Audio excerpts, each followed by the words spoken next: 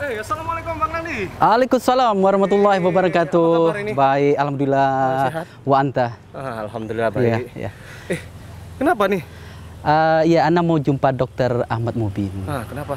Ini kebetulan Ana lagi ada keluhan di pinggang Ana, ini terasa nyeri gitu loh. Pinggang rasa nyeri. Ana khawatir ada yang kurang beres dengan sistem pembuangan ya, atau apalah ya namanya, kita Iyalah, benar. perlu konsultasi ya. Berarti sering sakit di sininya? Iya, saya sering merasa nyeri di pinggang saya ini sampai ke punggung. Kadang-kadang pun ada perasaan mual gitu. Oh gitu ya. Ya memang Ana juga ada janjian dengan Dokter Ahmad Mubin untuk ada sedikit ngobrol-ngobrol sih. Oh sama dong, kebetulan ya. Kebetulan. Nah insya Allah nanti kita ngobrol-ngobrol lagi lah insya Allah. Boleh. Jadi antum mau jumpain dokter dulu nih? Insya Allah. Iyalah. Insya Allah. Oke. Ya. Mbak Syaturun insya Allah. Ya. Assalamualaikum. Waalaikumsalam warahmatullahi wabarakatuh.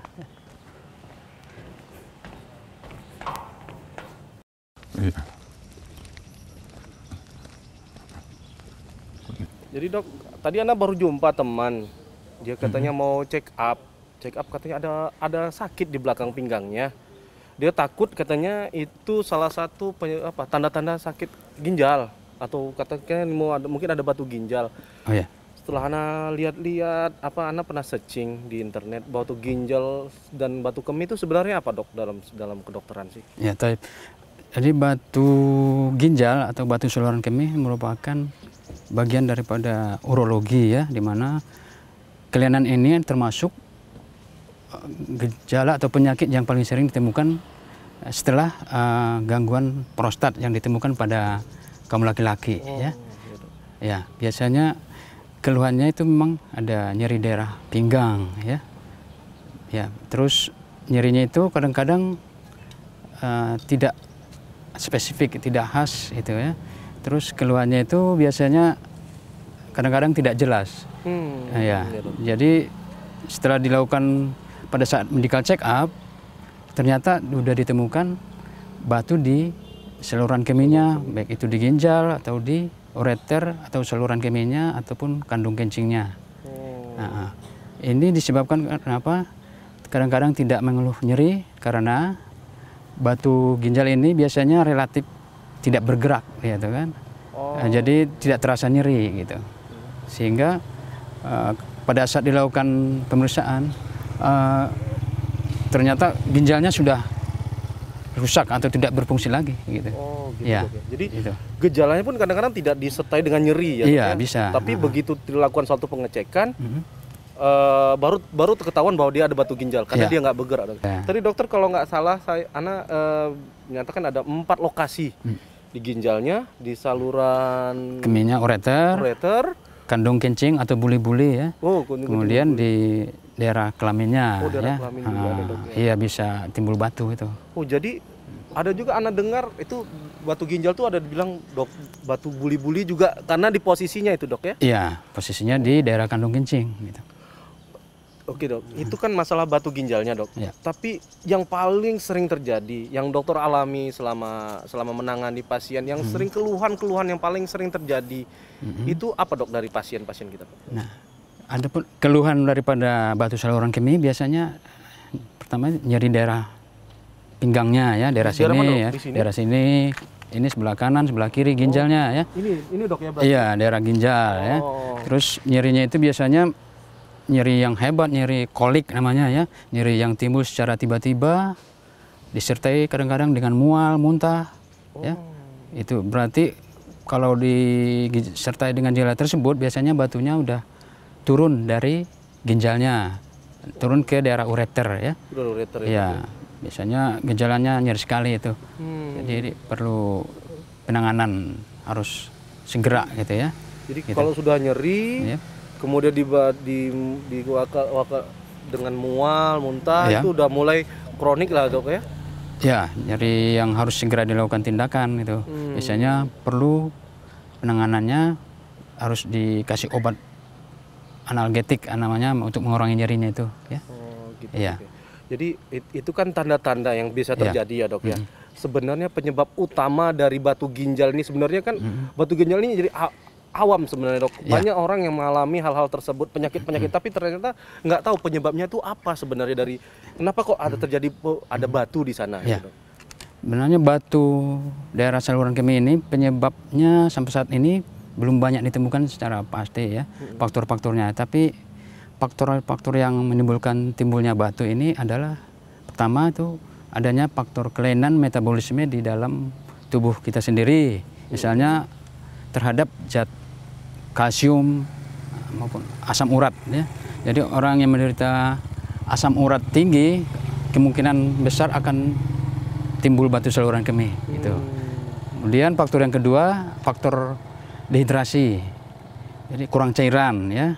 Jadi karena faktor kurang cairan mungkin dalam jangka waktu lama akan menimbulkan konsentrasi daripada air kemihnya akan meningkat sehingga terjadi kepekatan di saluran kencing urinnya itu jadi pekat gitu ya. Jadi kalau dehidrasi yang itu berarti kurang minum lah dok. Ya, kurang minum. Biasanya betul. kurang minum. Biasanya Ya. kan kalau terlalu banyak kerja lupa Ya. minum, jadi malah wah haus banget baru minum. Ya. Itu jadi dehidrasi, jadi bisa menyebabkan Kan itu. batu saluran kemih ya. Oke. Kemudian faktor ketiga adalah adanya kelainan di daerah anatomi saluran kencingnya ya, yang menimbulkan air kencingnya jadi terganggu alirannya ya. Misalnya ada kelainan saluran kencing ginjalnya, mungkin ada ureternya, saluran kencingnya dobel gitu kan. Akhirnya terbentuk alirannya jadi terganggu. Terganggu aliran saluran kencing ya dok. Iya.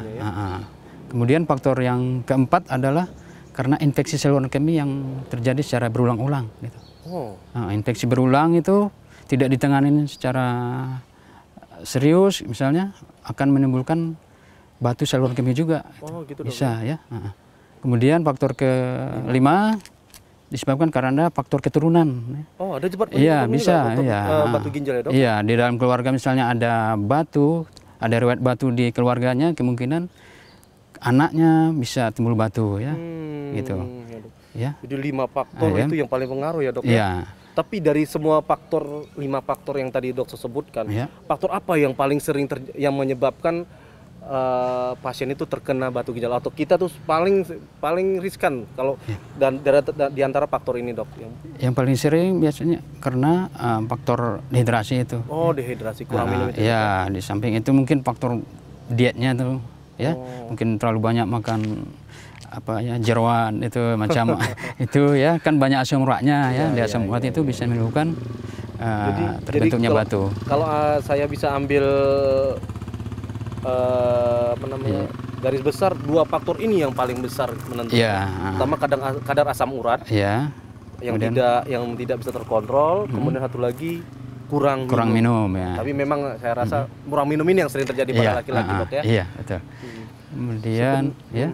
Kemudian batu itu banyak macamnya ya. Macam-macam batu komposisinya maksudnya ya. Itu ada jenis kalsium oksalat ya, oksalat monohidrat, dihidrat, kemudian batu asam urat tadi ya.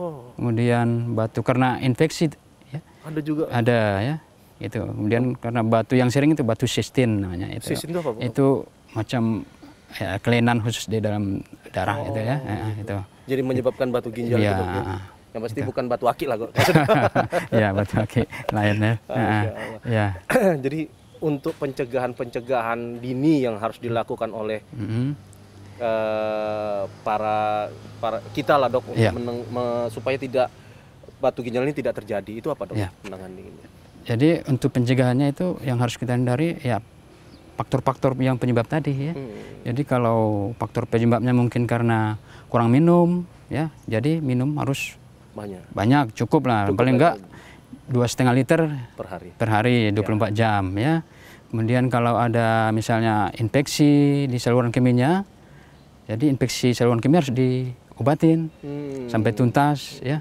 Kemudian faktor yang tadi masalah ada kelainan di dalam darahnya, misalnya karena asam uratnya tinggi, ya harus dihindari ya, makanannya harus dijaga ya.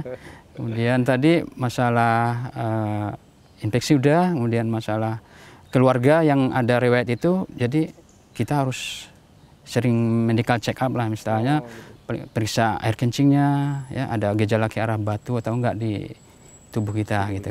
Itu ya. Masya Allah. Jadi hal yang paling kalau kita sudah mencegah ternyata terjadi adalah batu ginjal. Ya. Itu kalau batu ginjal itu apakah memang harus dioperasi atau ada alternatif lain dok untuk bisa membuang batu ginjal itu dok? Ya.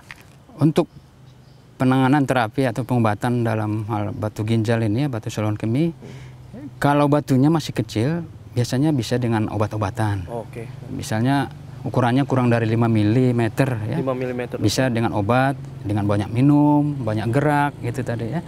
Kemudian kalau ukuran batunya lebih dari 5 mili, perlu penanganan ya. Kalau dulu ya itu harus operasi. Iya dok. Operasi, terutama batunya di ginjal, ukurannya besar harus operasi. Tapi kalau saat sekarang Iya. itu udah ada penanganan yang lebih canggih lagi ya. Jadi nggak perlu operasi lagi. Jadi batunya dipecahin pakai alat gelombang kejut dari luar tubuh. Gitu. Jadi dari luar, ya, untuk pecahkan batu tersebut. iya, batunya nanti akan keluar dalam bentuk pasir-pasir kan. Oh bersama air seni ya? Bersama dok, ya? air seni gitu. Ada juga yang pakai alat laser tapi masih jarang itu alatnya di sini ya di Batam ya, gitu. Jadi ada banyak hal ya dok Banyak hal, untuk ya. menanganinya ya. Dok? Ya. Terus kadang-kadang ada jenis-jenis batunya itu dokter bilang saya pernah dengar ada jenis beberapa jenis batu itu apa batu yang dokter katakan tadi itu ya? Batunya itu yang model ya, dari kalsium ya, ada yang dari batu asam urat, batu ya. Tapi bentuknya itu kadang-kadang ada yang batu cetak namanya, batu Staghorn atau batu tanduk rusa, modelnya seperti tanduk rusa ya. Dok ya? Ya, biasanya itu batunya udah terbentuk lama itu di dalam ginjal ya. Kalau batu seperti ini untuk penanganan dengan obat-obatan sudah tidak bisa lagi ya.